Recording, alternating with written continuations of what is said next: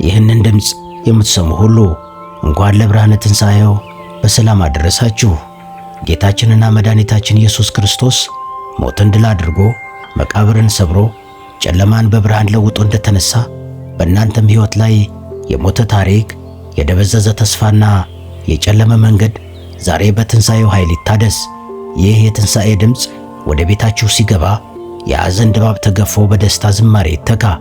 ጲላጦስ በፈራበት፣ አይሁድ በደነገጡበት፣ ሞትም ድል በተነሳበት በዚህ ታላቅ ዕለት እናንተም ከኃጢአት ደም የነጻችሁ ከጭንቀት ሰንሰለት የተፈታችሁና በክርስቶስ ሰላም የከበራችሁ ሁኑ። እጃችሁ ለበረከት፣ ቤታችሁ ለምስጋና፣ ልባችሁ ለፍቅር የተከፈተ ይሁን።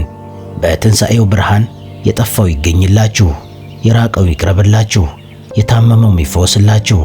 ዛሬ መቃብርን ድል አድርጎ የተነሳው አምላክ የእናንተንም ሕይወት ከውድቀት አንስቶ በድል አደባባይ ላይ ያቁማችሁ። ዓመቱ የሰላም የፍቅርና የትንሣኤውን ብርሃን የምታዩበት ይሁንላችሁ። በዓሉ የደስታና የበረከት ይሁን። አሜን። በሰው ልጅ ታሪክ ውስጥ ከተፈጸሙት እጅግ አስደንጋጭ ትዕይንቶች አንዱ በጲላጦስ አደባባይ የታየው ክስተት ነው።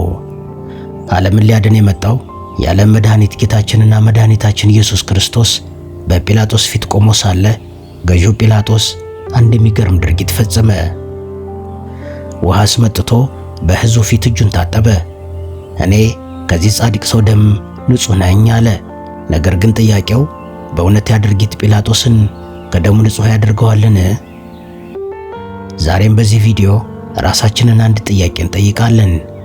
እኛስ በሕይወት አደባባያችን ላይ ስንት ግፍ እየፈጸምን፣ ስንት ኃጢአት እየሠራን፣ ስንቱን ንጹሕ ደም እያፈሰስን ንጹሕ ነኝ ብለን እጃችንን በይስሙላ ውሃ እየታጠብን ይሆን? ጲላጦስ እጁን የታጠበው እውነቱን ስላላወቀ ወይም የክርስቶስን ንጽሕና ተጠራጥሮ አልነበርም። እንደውም በምርመራው ወቅት እኔ በዚህ ሰው ላይ አንዲትም በደል አላገኘሁበትም በማለት ከማንም በላይ ስለ ክርስቶስ ጻድቅነት መስክሮ ነበር። ነገር ግን በወቅቱ ጲላጦስ በሁለት ዓለማት መካከል ተጨንቆ ነበር። በአንድ በኩል የገዛ ሕሊናው የሚነግረው እውነት አለ፣ በሌላ በኩል ደግሞ ሥልጣኑን ሊያናጋ የሚችል የሕዝቡ ሁከትና ጩኸት ነበር። ጲላጦስ እጁን የታጠበው እኔ ከዚህ ጻድቅ ሰው ደም ንጹሕ ነኝ በማለት ለታሪክ ምስክርነት ለመተው ቢሆንም ድርጊቱ ግን ፍጹም ኃላፊነትን መሸሽ ነበር። እውነትን እየመሰከሩ እውነትን አሳልፎ ለስቅላት መስጠት የክፋት ሁሉ ክፋት ነው። ያ ውሃ የጲላጦስን መዳፍ አርጥቦት ይሆናል እንጂ የነፍሱን መቆሸሽ ግን ሊያጥብለት አልቻለም። የጲላጦስን እጅ መታጠብ ሃይማኖታዊ አስተምሮቱን ብንተወው እንኳን ዛሬም ድረስ በጲላጦስ ዘመን ተሰቀለ እየተባለ በታሪክና በሃይማኖት መጻሕፍት ውስጥ ለዘላለም የሚወቀስበትን የታሪክ ጠባሳ ሊሽሩ አልቻለም። ይሄ የሚያሳየን በሕሊናችንና በነፍሳችን ላይ የተለጠፈን የኃጢአት ቆሻሻ በይስሙላ ድርጊትና በማስመሰል ጭንብል ማጽዳትና ንጹሕ መሆን እንደማይቻል ብሎም እውነተኛው ሰላምም እንደማይገኝ ነው። ዛሬም እኛ በዘመናችን የጲላጦስን ሚና እየተጫወትን ይሆን ብለን ራሳችንን መጠየቅ ይገባናል። ጲላጦስ የክርስቶስ እንደሚያፈሰሰው በእጁ ሰይፍ ይዞ ሳይሆን ሥልጣኑንና ጥቅሙን ላለማጣት ሲል በሰጠው የፍርድ ማዛባት ነው። እኛም በኑሯችን ውስጥ ግፍ ሲፈጸም እያየን፣ ወንድማችን ሲበደል እያወቅን እውነት መናገር እያለብን ጥቅማችን እንዳይነካ ወይም ሰዎችን ላለማስቀየም ስንል ዝም ስንል ወይም ፍርድን ስናዛባ እጃችን በደምና በኃጢአት እየቆሸሸ መሆኑን ልብ ማለት ይገባናል። ብዙ ጊዜ እኔ ምን አገባኝ፣ እኔ እጄ የለበትም በማለት እንደ ጲላጦስ ራሳችንን ከኃላፊነት ነፃ ለማድረግ እንሞክራለን። ነገር ግን እውነትን አውቆ ዝም ማለት ኃጢአተኛውን ወይም በዳዩን እንደ መተባበር ይቆጠራል። ዛሬ በየቤታችን በየሥራ ቦታችንና በየማኅበራዊ ግንኙነታችን ውስጥ የምናሳየው ቸልተኝነት እጃችን ላይ የሚገኝ የማይታይ ኃጢአት ደም ነው። ጲላጦስ ከሕዝቡ ጩኸት ለማምለጥ እጁን እንደታጠበ ሁሉ እኛም ከሕሊናችን ወቀሳ ለማምለጥ በልዩ ልዩ ምክንያቶች ራሳችንን ስናጸድቅ እንውላለን። ነገር ግን ከእጃችን ላይ ያለውን ስውር የኃጢአት ደም መታጠብ የሚቻለው በእውነትና በንስሐ እንጂ በይስሙላ ድርጊቶች አይደለም። ጲላጦስ በሕዝቡ ፊት እጁን የታጠበው በዘመኑ የነበረውን አይሁዳዊ ሥርዓት ተከትሎ ነበር። ይህ ድርጊት እኔ ለሚፈሰው ደም ተጠያቂ አይደለሁም የሚል ትርጉም አለው። ነገር ግን እውነተኛው ንጽሕና በይስሙላ ሥርዓት አፈጻጸም ወይም በሰው ፊት በሚታይ ድርጊት የሚገኝ አይደለም። እግዚአብሔር የሚያየው የጲላጦስን እጅ ሳይሆን የጲላጦስን ልብ ነበር። ዛሬም እኛ በሃይማኖታዊ ሥርዓቶች ውስጥ እየተመላለስን ቤተ ክርስቲያን እየሄድንና የተለያዩ መንፈሳዊ ተግባራትን እያከናወን በውስጣችን ግን ቂምን፣ መቀኝነትንና ክፋትን ይዘን የምንዞር ከሆነ እኛም እንደ ጲላጦስ እጃችንን በውሃ እየታጠብን ልባችንን ግን በደም እንደቆሸሸ የተውነው ሰዎች ነን። ከኃጢአት ደም ንጹሕ መሆን የሚቻለው ራስን በሰዎች ፊት በማጽደቅ ሳይሆን በእግዚአብሔር ፊት በሚደረግ እውነተኛ የልብ ስብራት ነው። ጲላጦስ የፈራው ሕዝቡንና ቄሳርን ነበር። እኛ ግን መፍራት ያለብን እውነቱን የሚያውቀውን የገዛ ሕሊናችንንና የልብን ጓዳ የሚመረምረውን አምላካችን ኢየሱስ ክርስቶስን ነው። እውነተኛው የንጽሕና መንገድ የሚጀምረው ከራሳችን ጋር በምናደርገው ግልጽ ትግልና በደለኛ ነኝ ብሎ ራስን በማዋረድ እንጂ በይስሙላ በሚደረጉ የቅድስና ተግባራት አይደለም።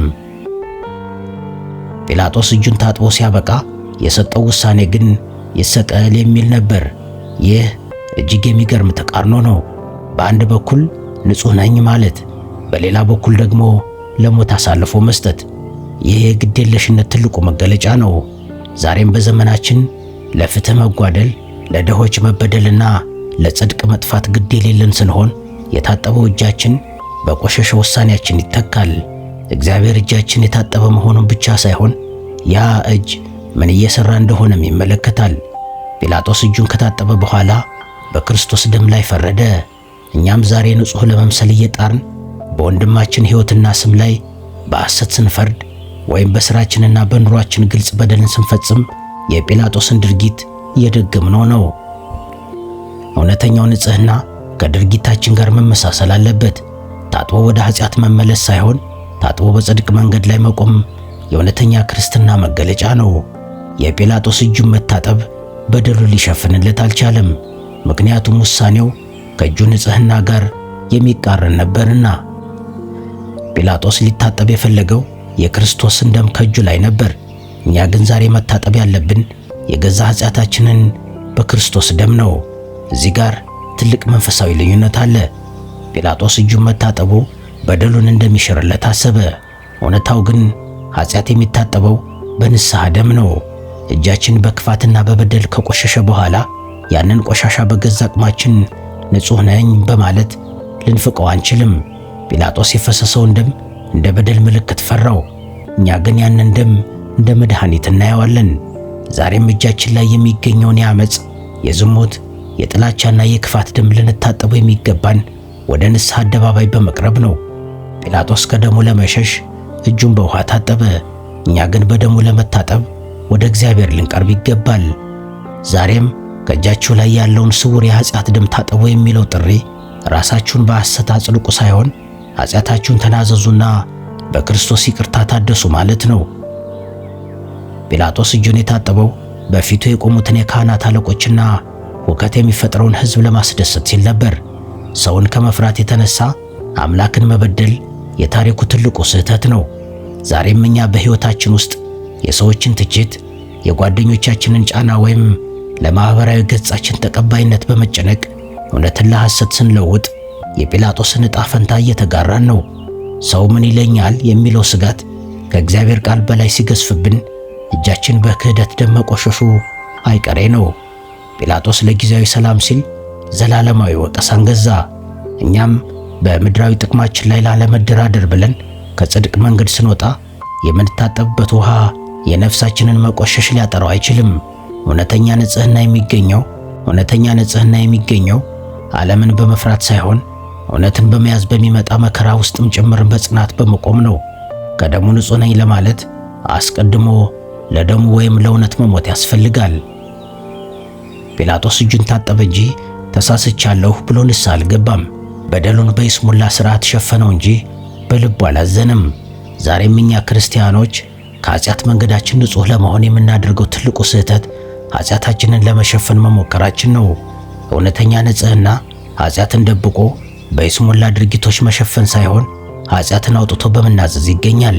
ጲላጦስ በውሃ የታጠበበት እጅ ክርስቶስን ለግርፋት አሳልፎ የሰጠ እጅ ነበር።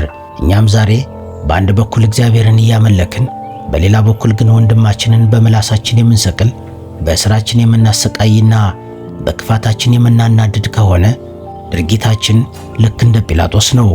መታጠብ ያለብን ከማስመሰል ሃይማኖተኝነት ወደ እውነተኛ ሕይወት በመመለስ ነው።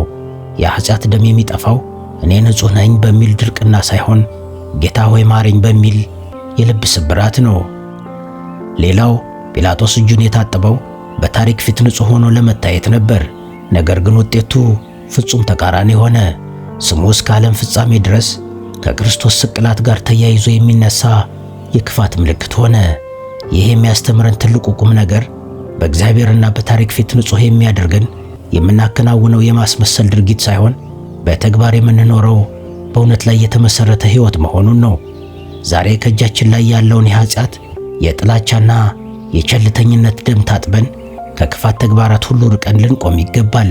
በሕይወታችን መጨረሻ ላይ ስንቆም እንደ ጲላጦስ ራሳችንን በከንቱ ነፃ ለማድረግ የምንፈጽመው ተግባር ሚዛን የማይደፋ ድርጊት ሳይሆን በእውነትና በጽድቅ የሠራንባቸው ንጹሐን እጆች እንዲኖሩን ዛሬውኑ ልንወስን ይገባል። እውነተኛው ንጽሕና ከደሙ መሸሽ ሳይሆን በደሙ ታጥቦ ለእውነት ምስክር ሆኖ መቆም ነው።